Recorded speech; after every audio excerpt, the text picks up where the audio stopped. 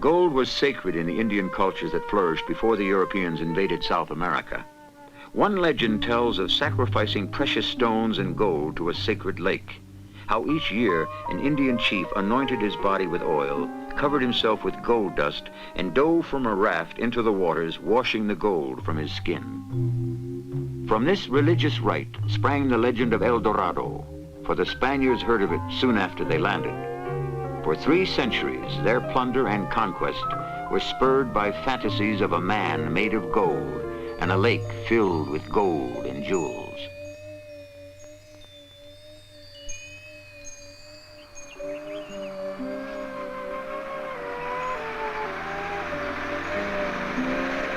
Today, in remote mountain regions of Colombia, Guillermo Cano seeks to unearth and preserve golden treasures of ancient Indian civilizations.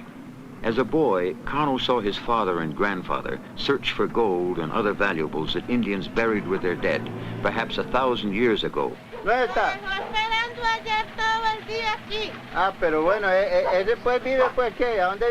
Now owner of galleries that make and sell reproductions of pre-Columbian artwork, Cano calls himself a 3rd-generation Huaquero, gravedigger, and he continues the search. Every month, he drives through the mountains buying gold from newly discovered graves. ¿Qué hay de nuevo? Ay, don Guillermo, pues no me castiga así. No, no. Póngale a ver.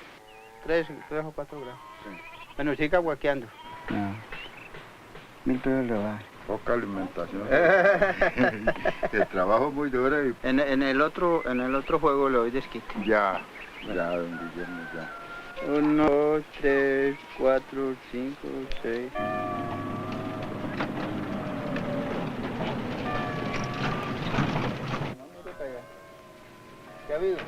Many Huaqueros remember Cano's father, and their dealings reflect mutual warmth and respect.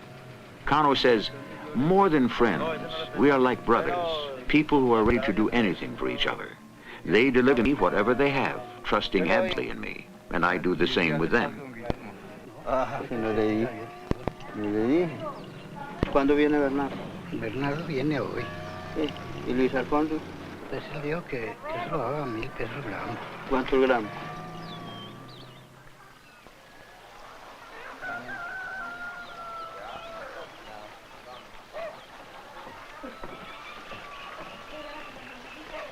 Most Huaqueros are farmers seeking extra income, to buy a car perhaps, or send a child to school.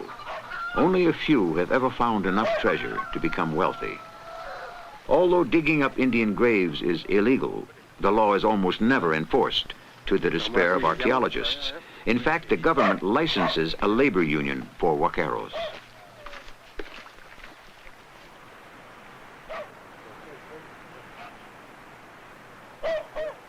Experience and legend indicate the general area where graves might be found. Actual location is pinpointed by taking soil samples.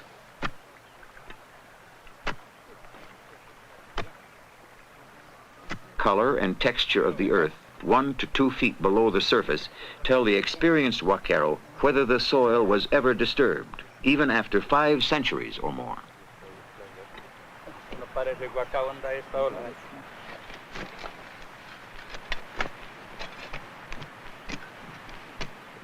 Although he never knows how far he'll have to dig, or what he might find, if anything, the Huaquero, according to Guillermo Cano, is spiritually very happy. He lives by hope. He's always searching for something new. He's a man of discovery, always seeking an unknown reality, which might be very beautiful, very valuable.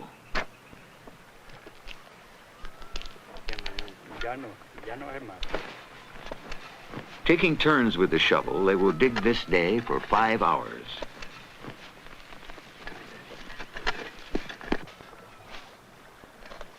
Oiga, ¿cómo traje el agua? Some 15 feet down, they encounter the main burial chamber, nearly filled with water. Tiene una vara, tiene una,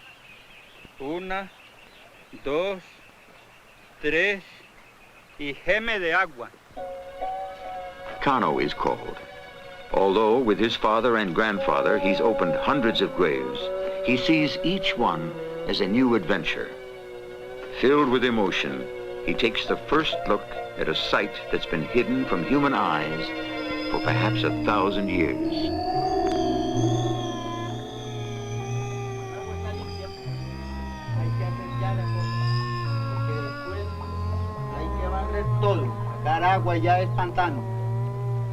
Cano says, you're always keyed up when you're opening a waka. And after you see it, especially in such good condition, preserved by the water, there's a new surge of emotion, a greater passion in discovery. It's something undying. It's in your blood.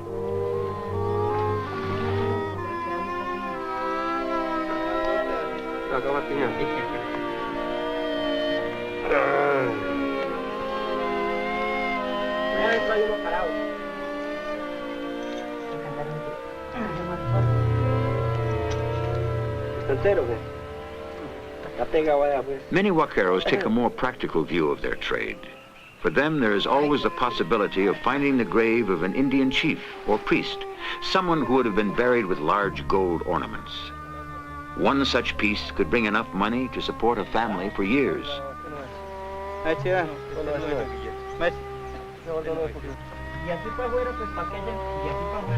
Bonita.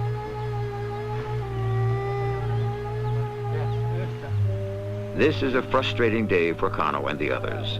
Along with a few clay pots, only 2 small pieces of gold will be found because water keeps pouring into the burial chamber. Sad and reluctant, they will fill in the hole and call it a day.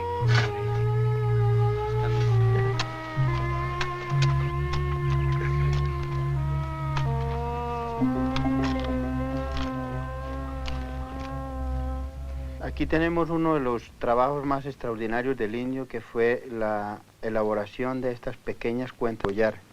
Es increíble. To Guillermo Cano, the greatest challenge is trying to learn how the Indians worked their magic with gold. Porque para hacer estas pequeñas cuentas de collar hoy día en oro, pues es muy difícil. Es difícil ahora y es más difícil. Even with the most modern machinery, his workshops cannot duplicate some of the old creations. He asks, how did the Indians melt the gold?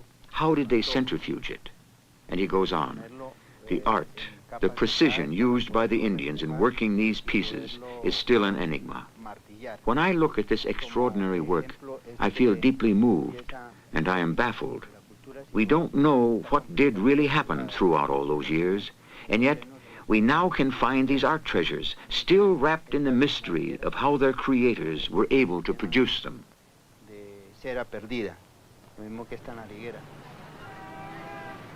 Over the years, Cano and his father have sold nearly 200 pounds of gold artwork to the Gold Museum in Bogota, where a proud nation displays the glories of the various Indian cultures that flourished before the Spanish invasion.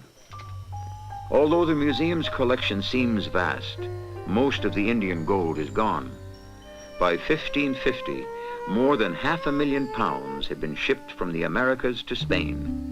Masterpieces had been melted down to pay the debts of a bankrupt monarchy. England's Ben Jonson wrote, "That for which all virtue now is sold, and almost every vice, almighty gold."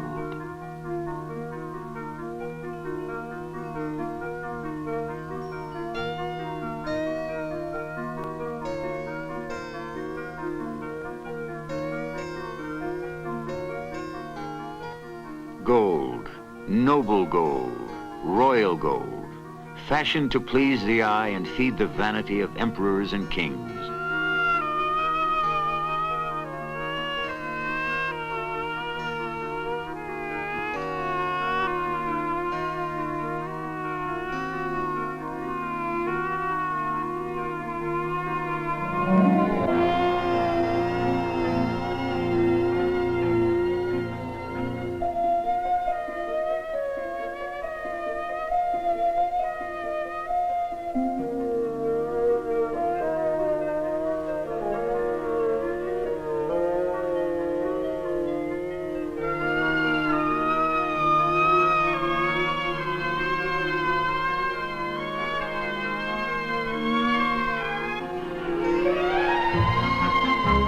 epitome of the goldsmith's art, Benvenuto Cellini's salt cellar, just 10 inches high, chiseled out of solid gold.